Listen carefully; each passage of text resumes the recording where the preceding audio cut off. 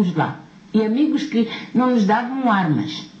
Mas a primeira escola da Frelimo, o Instituto Moçambicano, foi com o apoio dos países nórdicos também. Não fomos únicos, mas também. Não nos deram armas, mas deram-nos educação, deram-nos formação. Nós tínhamos grupos de solidariedade, quer dizer, na Inglaterra, nos Estados Unidos, em vários países do Ocidente.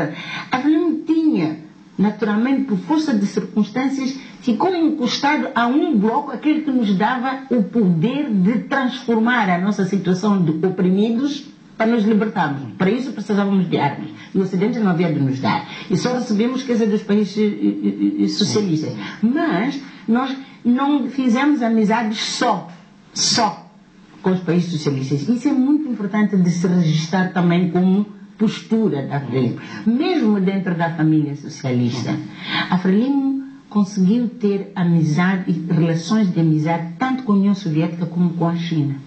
E há outros movimentos na nossa região que estavam ou com soviéticos ou com chineses. Não conseguiam juntar os dois. A Frelimo, sim. Nós tivemos, quer dizer, os nossos militantes foram treinados na União Soviética, outros foram treinados na China. Assim como foram treinados também em países africanos. Os militantes da Frelimo foram treinados em países africanos. Portanto, essa maneira de saber definir a tua própria identidade e a tua individualidade te permite depois escolher aqueles que são os teus amigos, mesmo que alguns deles estejam sentados em terreno do inimigo. Porque tu sabes quem és e tens a confiança de quem tu és, tu sabes escolher os teus amigos e lidar com eles, independentemente dos sistemas em que eles estiverem. E eu acho que isso também é muito importante de registrar, porque há uma certa miopia de tentar reduzir-nos a dizer que ou é preto ou é branco. Não. Nós soubemos como Frelimo, quer dizer, tanto este como aquele, nós somos capazes de fazer amizades solidárias. Mas depois da independência, em 1975, 2 anos depois, isto é, 1977, mais ou menos, há uma oposição aberta e vocal contra a Frelimo.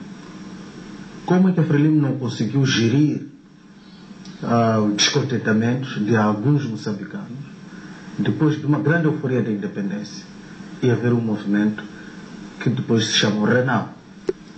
Este é um ponto extremamente importante. Tu és capaz de me dizer quando, aonde e como é que a Renal, já agora que estás a falar da Renal, apresentou o seu descontentamento à Frelimo? Em público. Ao Estado. Ao Estado. Nesse caso, podia ser ao Estado. Não é? Porque era o governo. É o governo. Não. É preciso. Quando, aonde e como. Eu vou te dizer porque é que estou a dizer isto.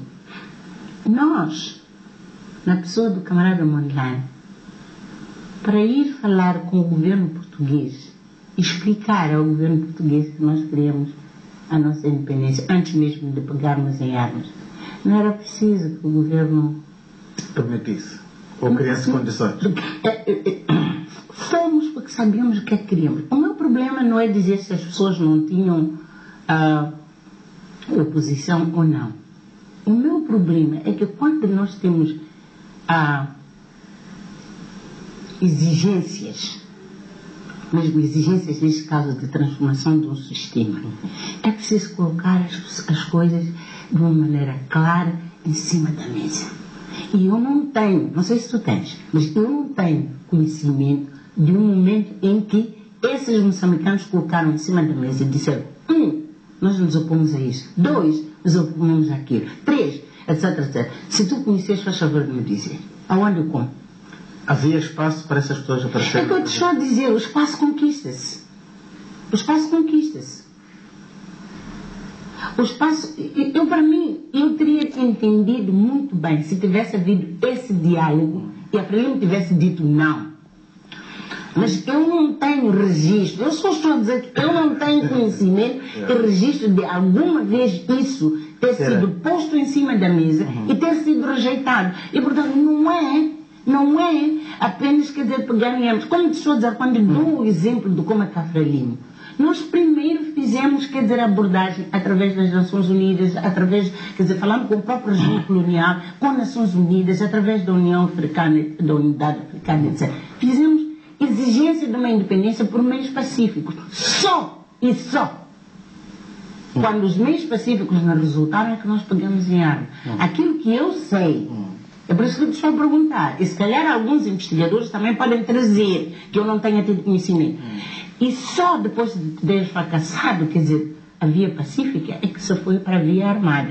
Eu não tenho conhecimento de esses opositores terem usado a via pacífica primeiro e depois para recorrerem, quer dizer, a via armada. Eu não tenho conhecimento. Essa é uma coisa muito importante. Eu também não queria, quer dizer, eu não gostaria que a nossa conversa se descarrilasse para lá. Exatamente. Há outra coisa muito importante. É que a Frelimo, quando eu falei da identidade e individualidade, nós respondíamos perante o povo moçambicano e só perante o povo moçambicano. O nosso mandato vinha de lá e voltava para lá. Essas outras organizações, eu sei que isto pode ser um motivo de um grande debate, mas é verdade. Ele está registrado, a história registrou. Recebiam salários de alguém, recebiam comandantes de alguém, recebiam estrutura, quer dizer, o comando em termos de planificação de operações de alguém.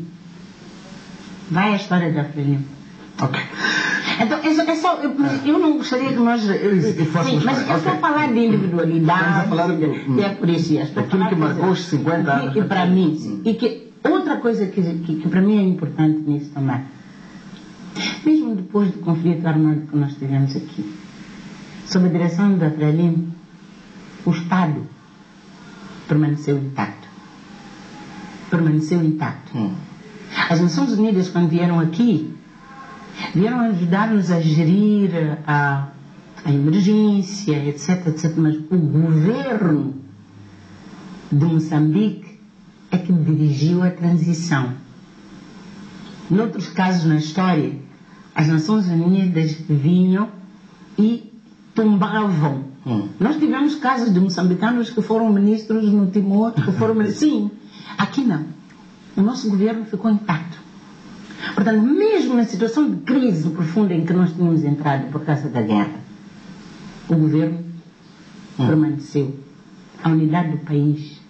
Houve zonas, quer dizer, em que tinham sido muito destruídas, etc., mas a unidade do país se manteve. O governo se manteve intacto.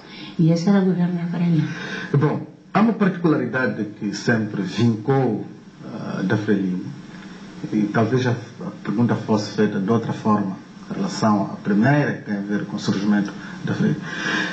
Como é que a Frelimo, com a sua maneira de lidar com as coisas, defendendo a unidade, escapou a Frelimo? Então, houve esse escape de surgir um grupo de moçambicanos, enfim, criaram uma situação de guerra durante 16 anos.